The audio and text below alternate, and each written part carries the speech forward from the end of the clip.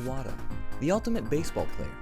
Now you may know him for having beautiful cyan eyes, a lush auburn goatee, a weird safety pin that he wears on his vest at all times, or maybe, just maybe, for having one of the most brutal executions in the Danganronpa series. That's right, today's video is going to be discussing the topic of Leon Kuwata and how he manages to set the tone perfectly for the rest of the series. This video is going to be separated into two main parts. First, I'm going to talk about Leon's characterization and how it makes him stand out from all the other characters, without going too much into detail about what happens in the story. And the second part is going to talk about why Leon is such a good character when it comes to the story. Now that that's out of the way, we can finally move on to the meat of this video.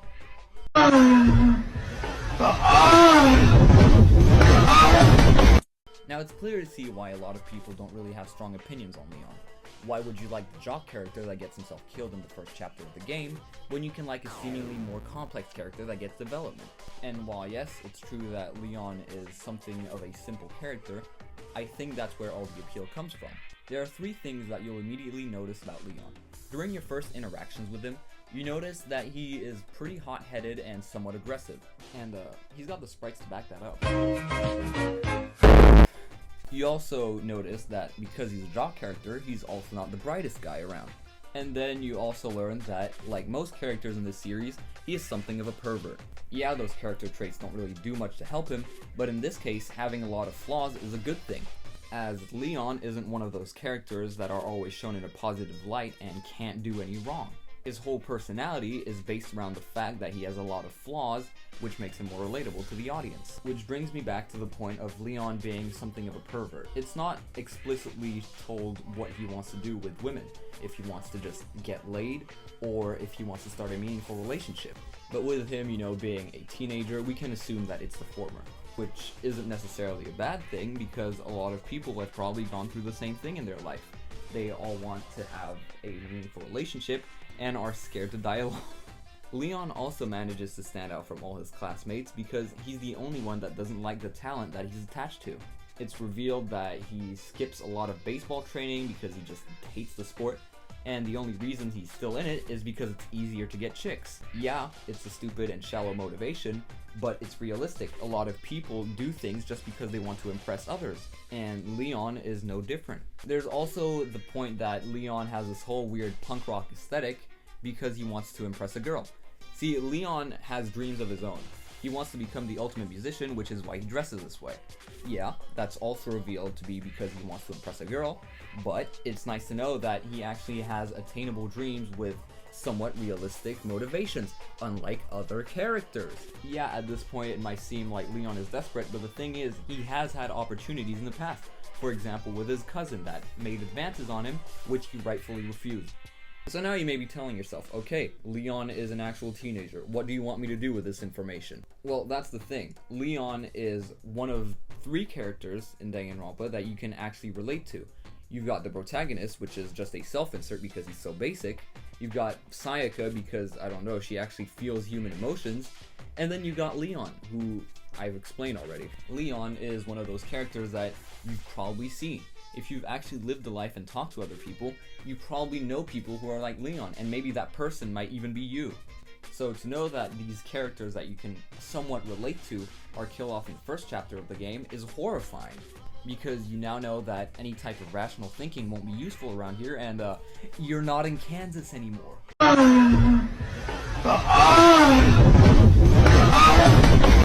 If I wasn't clear enough, yes, Leon is one of the first characters to die in this story. And while yes, I love his character, I think that him being the first killer was probably the best scenario. Which may seem bizarre, however, when you hear my reasoning, you'll hopefully understand why. So in this chapter, the motive this time are motive videos. Basically, they have videos of your family members mysteriously disappearing at the end, and the only way to find out what happened to them is to kill someone and get away with it. The protagonist doesn't really think much of it at the time, he just shrugs it off and thinks it's something along the lines of Photoshop. However, the girl he knows, Sayaka, is terrified because her bandmates have all been game-ended for some reason. So, classic damsel in distress situation, you comfort her, you swap rooms because, I don't know, she's terrified and she wants the smell of man or something. You spend the night in her room, fall asleep, fade to black, Skyrim intro. And then you go to the gym next morning, and oh no, Sayaka is missing. I wonder what happened to her. Oh, look at that, she's dead. Wow, who could have seen this coming? Yep, classic investigation period happens. The other students point out that the murder took place in the protagonist's room, therefore he is the killer. Then the protagonist gets executed, you get the bad ending, and this game is so reactive, it almost feels like it was made by Telltale, is what I would say if this game had multiple endings. During the investigation, you find some weird scribbles on the wall behind Sayaka, a shattered crystal ball, and some burnt off clothes. And if right now you can't tell who the killer is, just take a look at this writing found behind Sayaka. So yeah, in her last moments alive, Sayaka wrote Leon's name down. People couldn't figure it out because it was turned at 180 degrees. They only managed to make that connection after figuring out that the crystal ball was used to turn on an incinerator from far away because Leon couldn't access the incinerator room, so he had to throw a ball to turn it on first, and then throw his clothes in, which is why there's some clothes found on the floor. And what is this plot? And yeah, the only person who could have done it was Leon, because as we all know, he's very good at baseball, therefore he can throw balls. At this point, Leon is basically cornered. Everyone knows he killed her. Leon has two choices. One, he confesses to the murder and tries to get forgiveness from other students, or two, he becomes an insane person. You can't keep getting away with it! I'll let you guess which one he chooses. Yup, that's right. Leon goes completely insane and starts repeating himself over and over again with arguments that don't even make sense. Did I ever tell you what the definition of insanity is? Now, I don't watch a lot of trials, but from what I'm guessing, when someone doesn't want to confess to a crime, they just go insane like this. And, you know, it seems pretty believable that Leon is going through the same thing right now. So you shut him up with facts and logic for one last time. And then he completely shuts down. Everyone votes, he's found guilty, and the execution is about to start. But then Leon reveals what actually happened on the night of the murder. It turns out that Sayaka was actually the one to invite Leon to her room, because she had planned to game end him before she died. But because Leon, you know, him being a very good baseball player, probably has decent reflexes and manages to push her back. So then she went to hide in the bathroom, and Leon couldn't really do anything about it because he thought the door was locked. So then the Family Guy cutaway ends, and Leon talks about how it was in self-defense. He fought back because it was either his life or hers. And him, you know, being a man with dreams, he didn't want to give up his life like that. It's understandable. Then a classmate points out that she wasn't dead at this point, and that Leon, if he wanted to, could have just walked back to his room and let Sayaka rest in the bathroom. Everyone then loses sympathy for Leon once again because he chose to kill Sayaka of his own volition. The thing is, when Leon had to make a choice of sparing or killing Sayaka, it wasn't an easy choice. It was at this point where Leon learned that in the killing game, all your weaknesses will be used against you, which was shown to him when Sayaka invited him to her room because, I don't know, she wanted to see him. And with this information, Leon now has to make a choice of letting the person that tried to kill him live, and most likely pinning the blame of a broken wrist onto him, leading to him being viewed as a potential threat, or he could get payback while also managing to somewhat save the other students, because at this point, Leon didn't know that if the students voted wrong, everyone else would be executed. Yeah, I get it. Murder is not a good option. It's very drastic. You probably should never do it. However, Leon, who now knows the exploitative nature of this game, has an opportunity that he just can't pass on. If he killed Sayaka, he would have been able to leave this school and take down a would-have-been murderer with him. Yes, murder is murder. He did just kill a minor. The death penalty would probably be reinstated for him. But at the same time, he would also be saving his life while also saving maybe the other student's life, because they wouldn't have to face any other murders because he didn't know the rules of the class trial. Yeah, it's easy to tell yourself, oh yeah, I wouldn't kill anyone.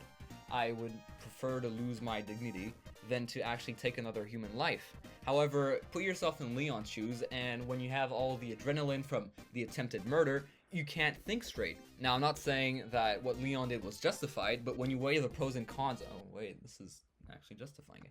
But when you weigh the pros and cons, you realize that there are arguments for both sides. And that's what makes Leon such a good first murderer. Because he actually didn't plan one, he left a lot of evidence that would make for an easy case and a good introduction to the games. And because Leon is a somewhat realistic character compared to the others, You actually feel emotion when he's going through, well, the motions. Seeing a laid-back guy like Leon get used because of all his weaknesses is just a powerful message, as it shows the exploitative nature of the killing game and how anything that you say or reveal will be used against you, setting a great tone for the game as nobody will trust each other anymore, especially considering how Sayaka planned to frame the murderer after they switched rooms. This, paired with the fact that Leon has one of the most realistic executions in Danganronpa, just makes for a great first chapter, because all of that relatability and all those down-to-earth characteristics of Leon are now gone. You're now surrounded by caricatures or characters that are simply just too unrealistic to feel any kind of bond with. If anyone else had turned out to be the first murderer, it wouldn't have worked as well, because they are all just so tropey. Leon finds that middle ground of hot anime boy and just an actual human being, and that realism is what makes Leon such an effective first killer. If you're still watching this, thank you. I know this video was supposed to come out a bit earlier, but due to certain conditions, I wasn't able to put it out on time, so sorry for that. If this video seemed like filler content, that's because it was. I am just making this to keep the channel alive while I'm working on some bigger projects, so I don't know when those will be out, but meanwhile, yeah, there'll be some smaller, more surface level type videos. So yeah, that's that. Thank you for watching, like and subscribe, and yeah, see you hopefully in the next video. Sonic, you gotta help me, man! No!